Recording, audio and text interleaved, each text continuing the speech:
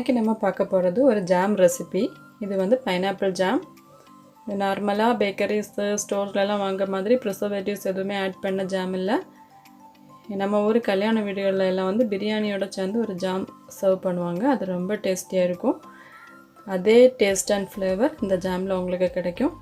அதுக்காக 2-3 tips follow பண்ண வேண்டியது இருக்கும். ஸோ நீங்கள் வீடியோ ஸ்கிப் பண்ணாமல் கம்ப்ளீட்டாக பார்த்தீங்கன்னா உங்களுக்கும் இந்த மாதிரி ஒரு பெர்ஃபெக்டான ஜாம் பண்ணலாம். 2 பெரிய பைனாப்பிள் எடுத்துருக்கோம். அதை வந்து ஸ்கின் ரிமூவ் பண்ணிவிட்டு ஸ்மால் பீசஸாக சாப் பண்ணி மிக்சியில் ஃபைன் பேஸ்ட்டாக அரைச்சி எடுத்துடலாம். இப்போ இந்த பைனாப்பிள் பியூரியை நல்லா அடி கனம் உள்ள பாத்திரத்தில் நம்ம ஊற்றிட்டு அடுப்பில் வச்சு சூடு பண்ண வைக்கலாம்.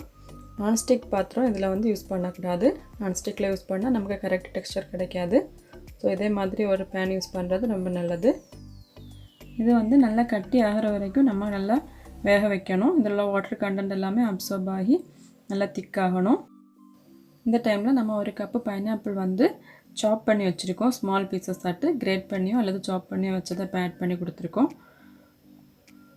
இதுவும் நல்லா இதோட சேர்ந்து இந்த பைனாப்பிள் பியூரியும் இந்த பைனாப்பிள் பீசஸும் நல்லா குக் ஆகணும். கொஞ்சம் கூட இந்த வாட்டர் கண்டென்ட் எல்லாம் நல்லா வற்றி வரணும். அதுக்கப்புறம் தான் நம்ம இதில் சுகர் ஆட் பண்ண போகிறோம். ஸோ இது ஆல்மோஸ்ட் திக் ஆயாச்சு. இப்போ நம்ம வந்து சுகர் ஆட் பண்ணி கொடுக்கலாம். இதான் இதோட கன்சிஸ்டன்சி. இந்த அளவுக்கு ஆனதும் சுகர் ஆட் பண்ணி கொடுக்கலாம்.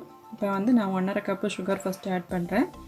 ஆட் பண்ணி நல்லா ஸ்டிர் பண்ணிவிட்டு நம்ம வந்து இதை டேஸ்ட்டு பார்க்கலாம். அதுக்கு மேலே சுகர் தேவைப்பட்டுன்னா திரும்பவும் எவ்வளோ தேவையோ அந்த அளவுக்கு நம்ம ஆட் பண்ணி கொடுக்கலாம்.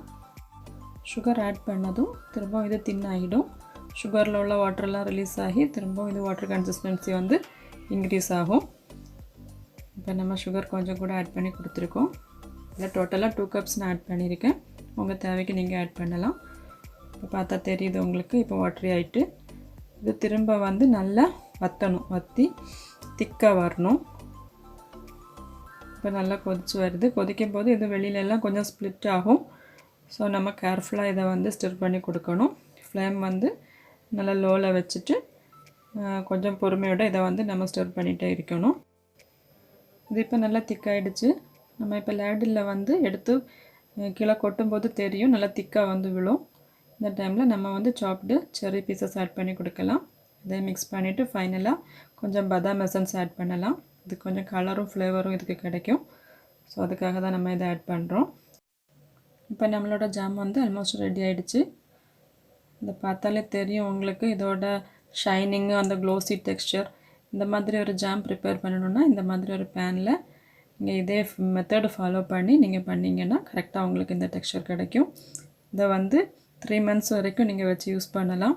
ஃபைனலாக நம்ம கொஞ்சம் கீ ஒரு பேனில் எடுத்து அதில் கேஷ்யூஸ் ஆட் பண்ணி அதை வந்து ரோஸ்ட்டு பண்ணி இதில் ஆட் பண்ணி மிக்ஸ் பண்ணிட்டா போதும். நம்மளோட டேஸ்டியான டெலிஷியஸ் ஜாம் இப்போ ரெடி ஆகிடுச்சு. இது 1 வீக் வரைக்கும் நீங்கள் வெளியில் வச்சு ரூம் டெம்பரேச்சரில் யூஸ் பண்ணலாம்.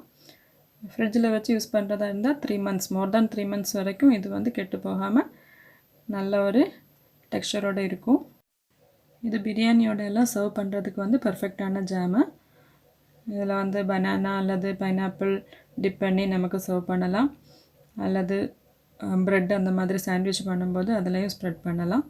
சூப்பராக இருக்கும். ஸோ இந்த மாதிரி ஒரு ரெசிபி நீங்களும் இதே மெத்தடு ஃபாலோ பண்ணி ட்ரை பண்ணி பார்த்துட்டு உங்களோட சஜஷன்ஸை வந்து கமெண்ட் பாக்ஸில் எழுதுங்க. இந்த வீடியோ பிடிச்சிருந்ததுன்னா லைக் பண்ணுங்கள், ஷேர் பண்ணுங்கள். இதுவரை சப்ஸ்கிரைப் பண்ணாதவங்க மறக்காமல் சப்ஸ்கிரைப் பண்ணிவிடுங்க. ஸோ இன்னொரு புதிய வீடியோவில் திரும்பவும் நம்ம புத்தம் புது ரெசிபியோடு சந்திக்கலாம். Okay, bye bye.